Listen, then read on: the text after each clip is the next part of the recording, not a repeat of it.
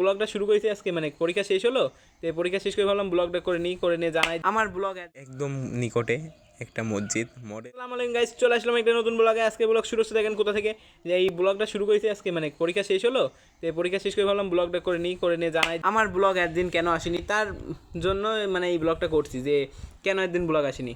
আর এই দেখেন ভিউটা একটু উপভোগ করেন আপনারা। গাইজ এই দেখেন এটা হলো কুমারখালী ব্রিজ, আর এই যে পানি ছিল যে পরিমাণে, এখন তো তাও দেখা যাচ্ছে চর উঠে এসছে। আগে চরও দেখা যেত না, ওই যে পাশে যে গাছ এত দূর ছিল, শুধু পানি এত উঁচু ছিল, কিন্তু এখন চর ভরে গেছে, এখন শুকাই গেছে, মনে হচ্ছে পানিই ছিল না কোনো দিন। গাইস কুমারখালী ব্রিজের উপর থেকে নামার পরপরই দেখছি খেজুরে গুড় যাচ্ছে ভ্যানে করে। আরও কতগুলো ভ্যান যেন গেল দেখলাম, কিন্তু গুনতে মনে নাই আমার। গাইস এই দেখেন এখন চলে আসছি, মানে পরীক্ষা দিয়ে আসলাম। এই দেখেন সবাই আছি বাসের ভিতরে, আমরা সবাই।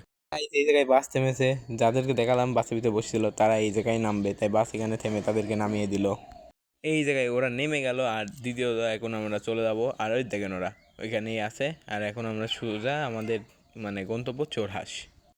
কুষ্টিয়া মেডিকেলের একদম নিকটে একটা মসজিদ, মডেল মসজিদ। এটা অনেক ভালোই লাগে, এখানে গিয়ে অনেকবার ছবিও তুলেছি আমরা।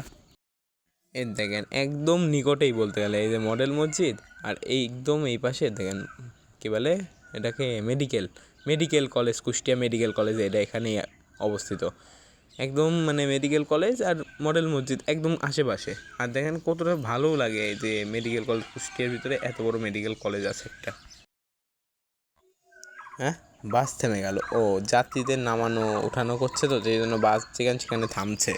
সামনে একটা জায়গা আছে দেখেন, যেটা হলো কুষ্টিয়া মেডিকেল কলেজের মেইন গেট। এটা দেখেছেন, এটাও কতটা বড়।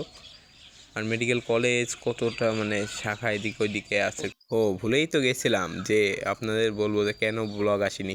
গাইজ ব্লগ আসেনি এই জন্য যে আমি 1 মাস পরীক্ষা চলছিল আমার, এই পরীক্ষার জন্য ব্লগ করতে পারি না, আর করলেও বাড়ি থেকে ছাড় খাবো এই জন্যই। তো গাইজ আজকে ব্লগটা এই পর্যন্তই, দেখাবে কোনো নতুন ব্লগে। ততদিন সবাই ভালো থাকবেন, সুস্থ থাকবেন। আসসালামু আলাইকুম, আল্লাহ হাফেজ।